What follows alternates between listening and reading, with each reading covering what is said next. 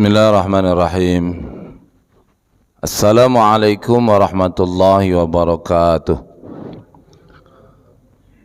Bismillahirrahmanirrahim wa syukrillah wassalatu ala rasulillah wa ala alihi wa sahbihi wa mawalah. La hawla wa la quwata illa billah. Allahumma fasalli wa sallim wa barik ala sayyidina Muhammad wa ala alihi wa ashabihi wa ummatihi ila yaumil qiyamah. Subhanaka la ilma lana illa ma 'allamtana innaka antal alimul hakim. Allahumma iftah alaina futuhal arifina bihikmatik wa ansur alaina rahmatak wa dzakirna ma nasina wa 'allimna ma jahilna ya zal jalali wal ikram. Allahumma rzuqna fahman nabiyyin wa hifzal mursalin wa ilhamal malaikatil muqarrabin birahmatika ya arhamar rahimin, amma ba'd. Bapak Ibu saudara-saudaraku yang dimuliakan oleh Allah Subhanahu wa taala, alhamdulillahi rabbil alamin. Kita bersyukur kehadirat Allah hingga detik ini kita masih dititipkan berbagai nikmat olehnya.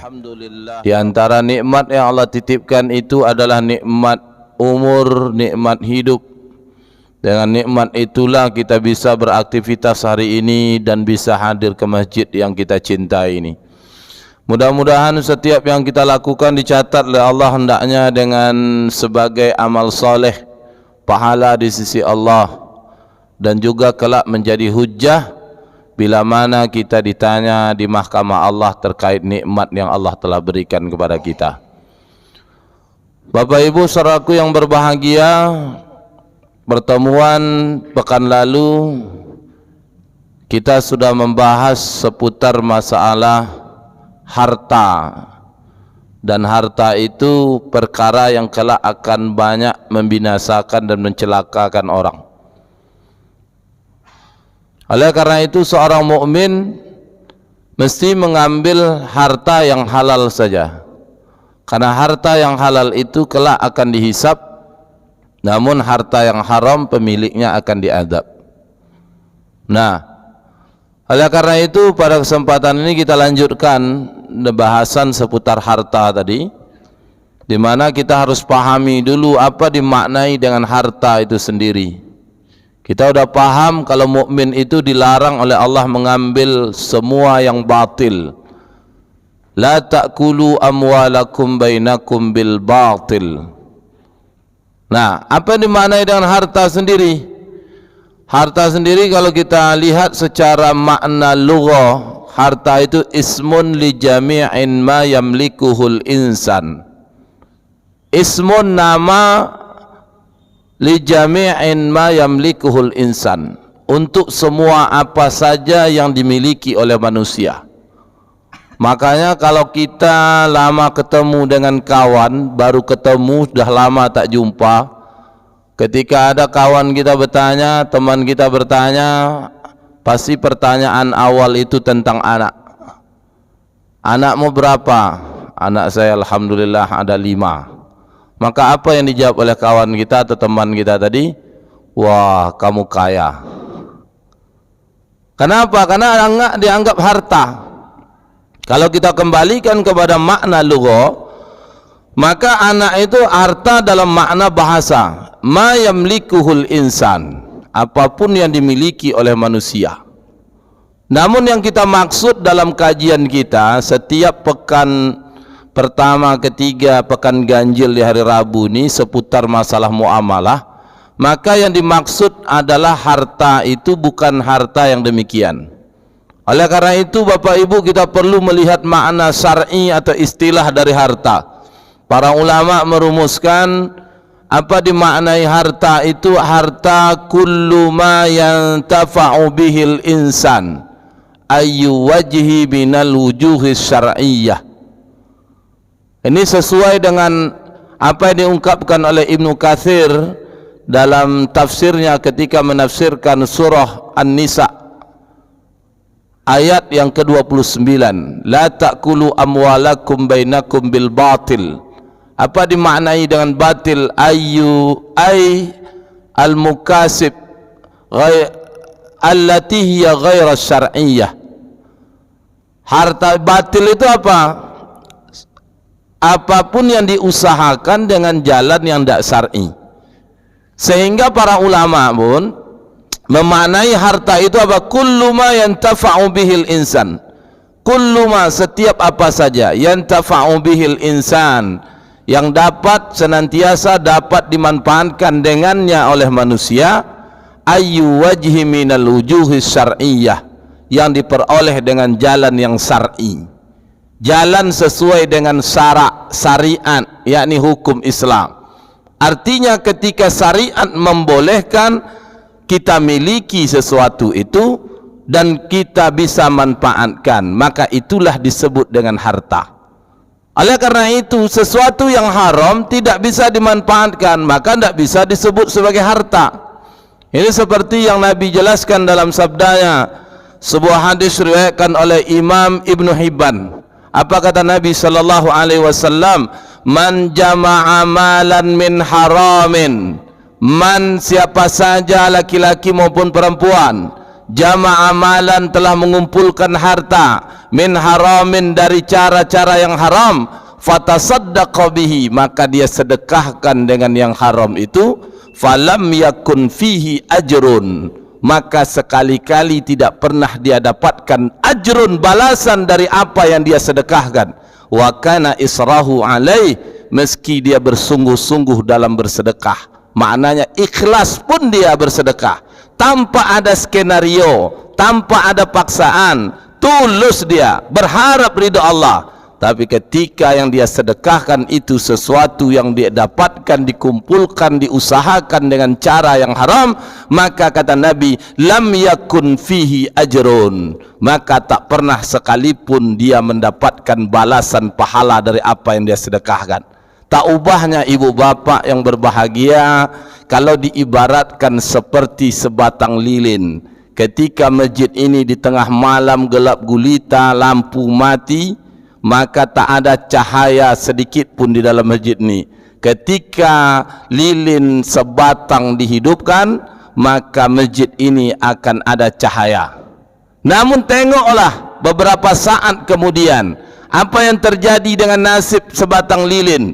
Maka lilin mampu memberikan manfaat berupa penerangan cahaya kepada orang yang ada di dalam masjid ini, namun lilin itu habis meleleh terbakar. Begitulah tamsilan perumpamaan orang yang berinfak menggunakan sesuatu yang haram, diperoleh dengan cara-cara yang haram, didapatkan dengan jalan yang tidak sesuai syariat, maka dia mampu memberikan manfaat bagi orang lain, namun dirinya tak mendapatkan balasan apapun di sisi Allah Subhanahu wa taala. Maka dari itu, saudaraku yang berbahagia, muslim mukmin hanya mengambil harta, mencari harta, tidak lain kecuali harta yang halal. Karena harta yang halal, maka harta itu bisa dia manfaatkan. Ibu bapak yang berbahagia, muncul mungkin pertanyaan, bagaimana kalau sekiranya kita memiliki harta yang haram? Kalau kita lihat beberapa nas dijelaskan oleh Nabi sallallahu alaihi wasallam di dalam hadisnya, ada setidaknya 4 hal yang membuat akibat dari harta yang haram kita miliki. Pertama, akan menentukan posisi kita nanti di akhirat. Dimasukkan ke surga atau ke neraka itu ditentukan oleh harta kita. Ini dijelaskan oleh Nabi sallallahu alaihi wasallam dalam hadis riwayat Imam Ibnu Hibban. Apa kata Nabi? La tazulu qadama 'abdin yaumal qiyamati hatta yus'al. Tidak beranjak kaki seorang hamba di hari kiamat sampai dia ditanya beberapa persoalan. Apa maknanya kaki tak beranjak? Kaki tak beranjak maknanya setiap kita akan ditanya oleh Allah tanpa terkecuali. Apa yang akan ditanya oleh Allah? Beberapa persoalan. Pertama, an umrihi fima afnah, tentang umurnya dia habiskan untuk apa. Wa an ilmihi fima fa'ala, tentang ilmunya dia berbuat apa. Wa an jismihi fima ablah, tentang tubuhnya dia korbankan untuk apa. Wa an malihi, tentang hartanya, min aina iktasabahu wa fima anfaqahu, dia peroleh dari mana, dia gunakan untuk apa. Tengoklah hadis ini Bapak Ibu. Ketika Nabi jelaskan tentang umur, tentang fisik, tentang ilmu, Allah cuma tanya nanti satu kali, tapi tentang harta Allah tanya dua kali. Ini sebagai penentu kelak di hari kiamat. Orang yang punya harta, maka hartanya bisa menyelamatkan dia, namun hartanya juga bisa menyengsarakan dia di hari kiamat. Maka dari itu, ini akibat pertama menentukan posisi kita nanti di akhirat, ketika harta yang kita peroleh dengan cara-cara yang haram. Yang kedua, ketika harta yang kita punya, sesuatu yang kita punya itu benar-benar terbukti keharamannya, maka bila mana kita tidak taubat, maka apa kata Nabi sallallahu alaihi wasallam? Kullu lahmin nabata min suhtin fannaru aula bih. Kullu lahmin, setiap daging, nabata min suhtin, yang tumbuh dari yang haram, fannaru aula bihi, maka nerakalah yang paling pantas dan layak baginya. Kita mungkin tak makan yang haram secara zat. Bisa jadi kita makan sesuatu dari harta milik orang dengan cara yang tidak hak, atau kita makan miliki sesuatu dengan akad yang tidak syar'i, seperti yang kita sudah jelaskan sebelumnya. Ketika itu kita belikan sesuatu yang halal, misalkan air mineral, masuk ke mulut lewat tenggorokan sampai ke lambung, berubah menjadi saripati makanan, berubah dia menjadi darah, darah berubah menjadi daging, tumbuh di tubuh kita. Maka apa kata Nabi? Daging yang tumbuh itu fannaru aula bih, maka neraka yang paling pantas dan layak. Ini akibat yang kedua, saudaraku yang berbahagia. Ketika sesuatu berasal dari yang haram, maka kelak akan pemiliknya akan mendapatkan azab dari Allah tabaraka wa ta'ala. Yang ketiga, ketika sesuatu yang kita punya itu berasal dari yang haram, kita miliki, membuat kita serba susah. Kenapa tidak?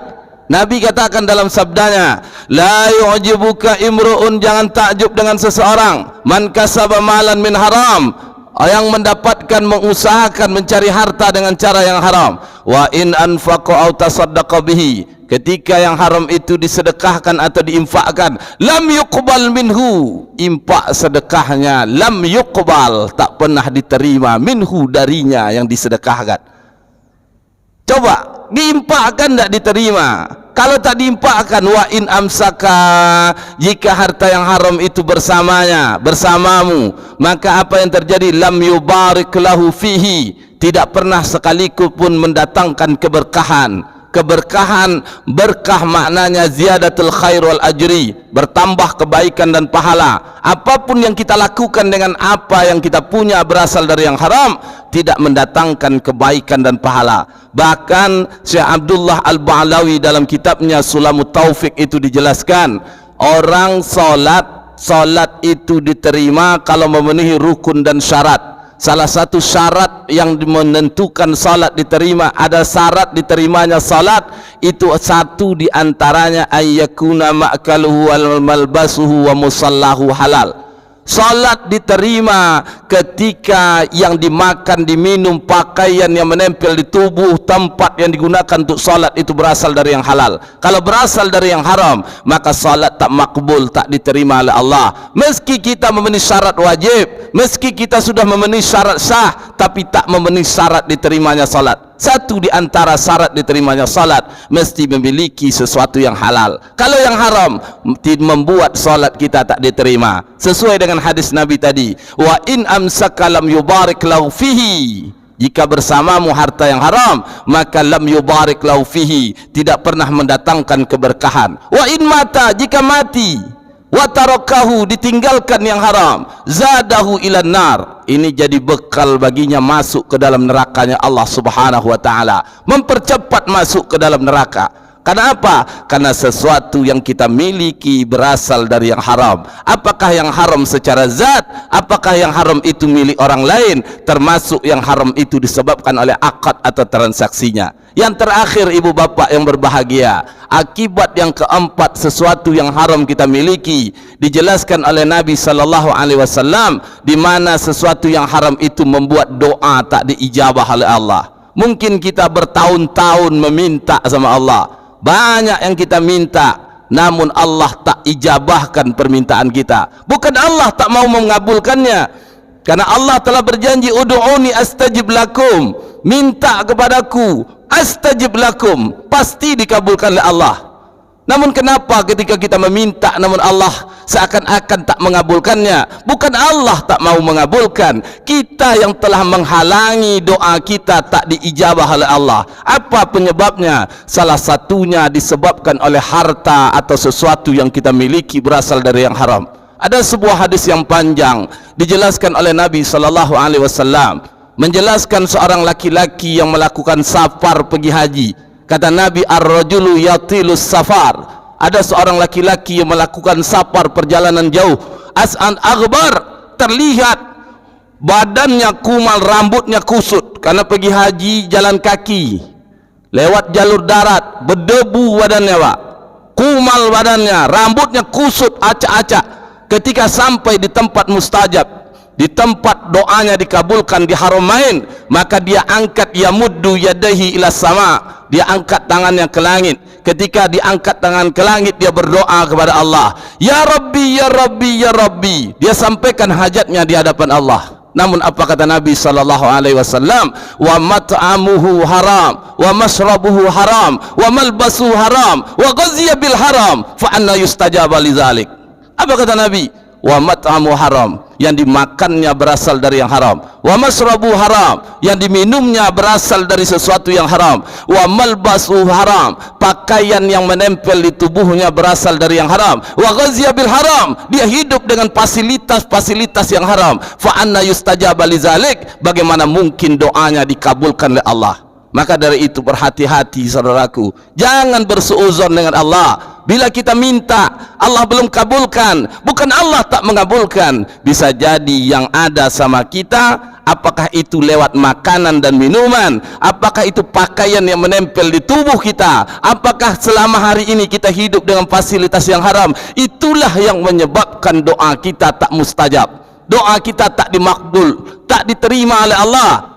Karena apa? Karena perkara yang haram tadi. Maka dari itu saudaraku yang berbahagia, jelaslah mukmin hanya mengambil yang halal, karena yang halal itu bisa dimanfaatkan. Makanya para ulama mengatakan, harta kullu ma yantafa'u bihil insan ay wajhi minal wujuhi syar'iyyah. Setiap apa saja yang dapat dimanfaatkan. Apa yang dapat dimanfaatkan? Sesuatu yang halal. Yang halal itu minal wujuhi syar'iyyah, dengan jalan yang diperoleh secara syar'i. Kalau tidak syar'i, maka sesuatu itu menjadi haram. Kalau sesuatu itu menjadi haram, minimal 4 akibat yang akan kita dapatkan. Semoga ada hikmah dan manfaatnya. Barakallah li wa lakum. Bismillahirrahmanirrahim. Subhanakallahumma wa bihamdika nasyhadu an la ilaha illa anta nastaghfiruka wa natubu ilaik. Walhamdulillahi rabbil alamin. Wabillahil hidayah wa taufiq wallahu muwaffiq ila aqwamit thoriq. Wassalamu alaikum warahmatullahi wabarakatuh.